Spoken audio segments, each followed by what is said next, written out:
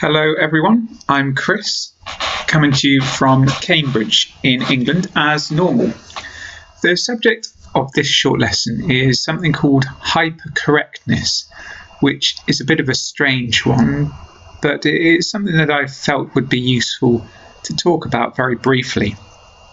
You may know that recently I posted a few radio clips from a discussion about grammar on BBC Radio, and I'm putting the link to one of them up on the screen now so that you can click to listen, because that is a far more in-depth discussion about this type of thing.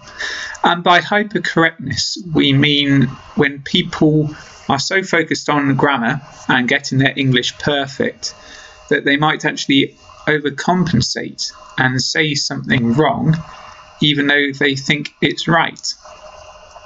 Two similar examples I've got to help explain this.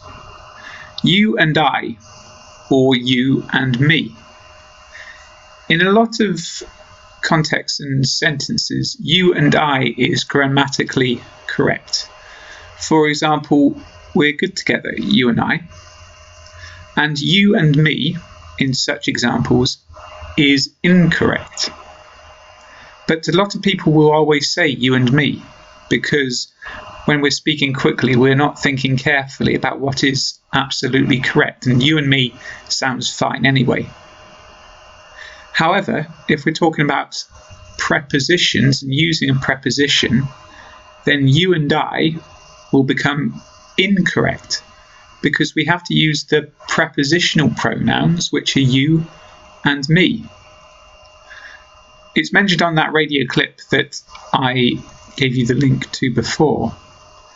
For example, between you and I is wrong, because between is a preposition, so we should use me as part of the sentence instead of I.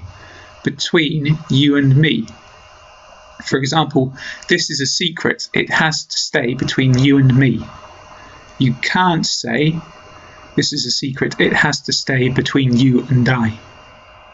And how hypercorrectness comes into this is that I'm thinking, oh, you and me. No, it always has to be you and I, because I want to be correct all the time. So I will say between you and I, because I'll always have that expression in my head. But in this case, it's wrong. And that's an example of hypercorrectness. I realise this is probably quite confusing, but the point is to try and make you feel a bit better, because even native speakers, the majority of us don't know what's right, and we make lots of mistakes. These are perfect examples when even if we're trying to be correct, we can end up making ourselves wrong because of it. So that is the total of this lesson with those examples there. I hope this was useful. Please do join us on YouTube and Google+.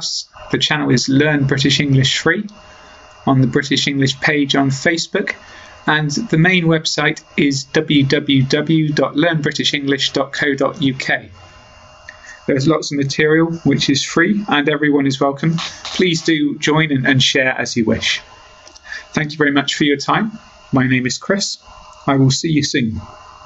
Bye for now.